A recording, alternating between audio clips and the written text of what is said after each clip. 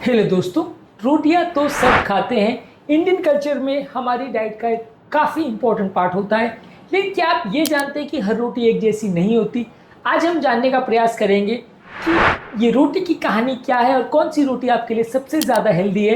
Weight loss हो या diabetes control, BP का प्रॉब्लम हो या कोलेस्ट्रॉल का, अलग अलग तरह की रोटियां अलग अलग तरह से आपकी बॉडी को इन्फ्लुएंस करती है। आज इस राज को जानने का प्रयास करेंगे। टॉपिक पर जाने से पहले जो लोग हमारे चैनल पर नए हैं उन्हें रिक्वेस्ट करूंगा कि चैनल को सब्सक्राइब करें, वीडियोस को लाइक करें, शेयर करें, फॉलो करें, कमेंट करें, पूरा देखें। टॉपिक के मिड पोर्शन में उसे इंटरेस्टिंग बनाने के लिए कुछ इंटरेस्टिंग फैक्ट्स आपको बताऊंगा जो आपको ज्ञान भी देंगे और हैरान भी करेंगे हमारे ट्रिविया सेक्शन में।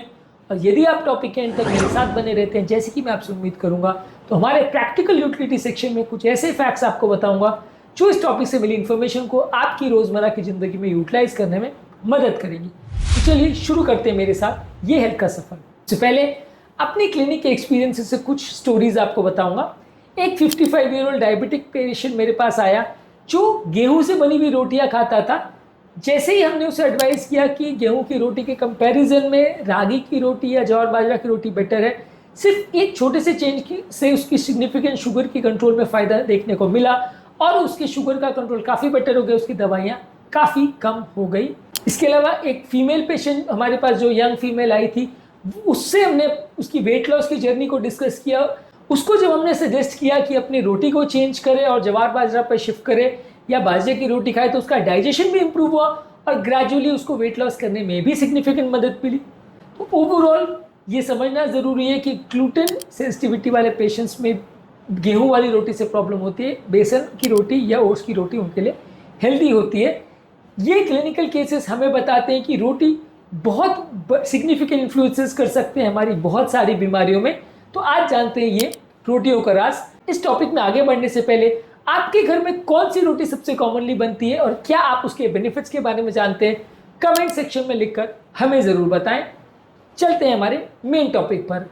अलग अलग तरह की रोटियों में सबसे बेस्ट होता है मल्टीग्रेन की रोटी। इसमें हाई फाइबर कंटेंट्स होता है, इसमें होल व्हीट, ओट्स, बार्ली, रागी ये सब चीज़ों का मिक्सचर होता है। इसका ग्लाइसेमिक इंडेक्स काफ़ी अच्छा होता है, फाइबर कंटेंट काफ़ी अच्छा होता है, वेट लॉस में सपोर्ट करता है, ये ब्लड शुगर कंट्रोल और डाइजेस्टिव हेल्थ के लिए काफ़ी अच्छा है।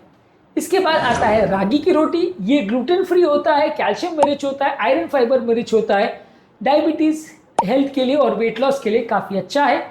इसके अलावा आता है ज्वार की रोटी। ये ग्लूटेन फ्री होती है, एंटीऑक्सीडेंट में रिच होती है, फाइबर कंटेंट अच्छा होता है, वेट लॉस अच्छा करके डायबिटीज और ग्लूटेन इंटॉलरेंस के लिए अच्छी है। नेक्स्ट है बाजरे की रोटी। इसमें मैग्नीशियम और फाइबर अच्छा होता है, हार्ट की हेल्थ के लिए और आपको एनर्जी देने के लिए काफ़ी अच्छा है, कॉन्स्टिपेशन वाले पेशेंट्स के लिए भी अच्छा है। इसके अलावा आता है चने या ग्राम की रोटी। इसमें हाई प्रोटीन होता है, लो ग्लाइसेमिक इंडेक्स होता है, मसल बिल्डिंग और डायबिटीज़ के लिए अच्छा है।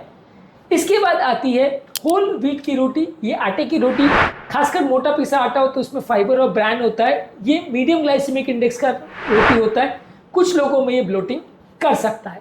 सबसे बुरी रोटियों में आते हैं मैदे की रोटी या नान।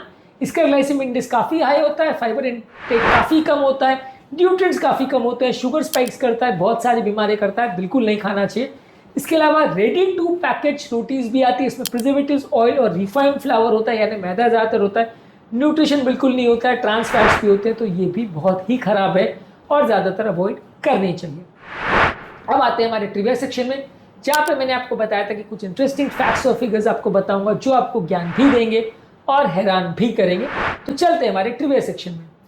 रागी की रोटी को कैल्शियम किंग माना जाता है, ये हड्डियों की हेल्थ के लिए अच्छा है और वेट मैनेजमेंट के लिए भी अच्छा है। इसका लो ग्लाइसेमिक इंडेक्स हमारे स्टेबल ब्लड शुगर लेवल्स को मेंटेन करने में मदद करता है, तो इसे आप प्रेफर कर सकते हैं। ज्वार की रोटी में ओवरऑल फाइबर कंटेंट काफ़ी अच्छा होता है, डाइजेशन के लिए भी काफ़ी अच्छा है, क्रॉनिक डिजीज में काफ़ी अच्छा है, एंटीऑक्सीडेंट प्रॉपर्टीज होती है, ये भी स्टडीज़ ने शो किया है कि ये काफ़ी अच्छा माना जाता है। होल व्हीट की रोटी स्टेपल डाइट के हिसाब से अच्छी है, फाइबर कंटेंट इसमें मॉडरेट होता है, ग्लाइसेमिक इंडेक्स कम होता है, यदि ग्लूटेन इंटॉलरेंस नहीं है तो ज़्यादातर लोग के लिए एक्सेप्टेबल होता है। हालांकि रागी, ज्वार, बाजरा की रोटी कंपेरेटिवली ज़्यादा बेटर रहेगी। बाजरे की रोटी में फाइबर, आयरन और मैग्नीशियम अच्छा होता है, इसका ग्लाइसेमिक इंडेक्स कम होता है, ये डायबिटिक पेशेंट्स के लिए ज़्यादा सूटेबल है। इसके अलावा बेसन की रोटी में प्रोटीन अच्छा मिलता है, ये ओवरऑल आपकी प्रोटीन की कमी को दूर करने के लिए अच्छा है। मल्टीग्रेन रोटी सब तरह की आपको फ़ायदे देती है, तो ये अलग अलग चीज़ों में, अलग अलग केसेस में आपके लिए मददगार होती है। यदि आप अपने घर पे हेल्दी रोटी बनाना चाहते हैं तो आटे को मिक्स करिए, 50% व्हीट, 25% रागी, 25% चना उसमें मिक्स कर सकते हैं। इसमें फ्लैक्स सीड और मेथी सीड एक्स्ट्रा फाइबर के लिए डाल सकते हैं। इसको सेकने के लिए घी का प्रयोग कर सकते हैं। ये सारी चीज़ें करने से आपकी रोटियां ज़्यादा हेल्दी, ज़्यादा पौष्टिक होगी। अब आते हैं हमारे प्रैक्टिकल यूटिलिटी सेक्शन में, जहाँ पर आपको इस टॉपिक से मिली हुई इन्फॉर्मेशन को यूटिलाइज करने में मदद मिलेगी। ऐसे पॉइंट्स आपको बताऊंगा। अपने ग्रेन्स को डाइवर्सिफाई कीजिए, अलग अलग तरह के ग्रेन्स का प्रयोग करिए। ये आपको अलग अलग न्यूट्रिएंट्स भी देंगे और खाने की मोनोटोनी को भी कम करेंगे। अपनी हेल्थ की नीड्स को अंडरस्टैंड करिए। आपके ब्लड शुगर लेवल्स को इंप्रूव करने में मदद करेगी, आपकी डाइजेशन को इंप्रूव करने में मदद करेगी। इसके अलावा पोर्शन साइज को प्रॉपरली मॉनिटर करिए, प्रॉपर कुकिंग मेथड्स का प्रयोग करिए, घी का प्रयोग करिए। रोटियों को सेकने के लिए ऑयल या रिफाइंड तेल का प्रयोग बिल्कुल मत करिए।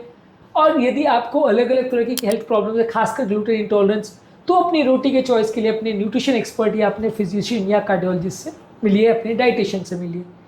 टॉपिक एंड करने से पहले से एक और सवाल कि आपने अलग अलग तरह की रोटियों को और खासकर मिक्स रोटी को ट्राई किया और आपका इसके बारे में क्या एक्सपीरियंस है, क्या आपको इसकी खूबियों के बारे में पता था?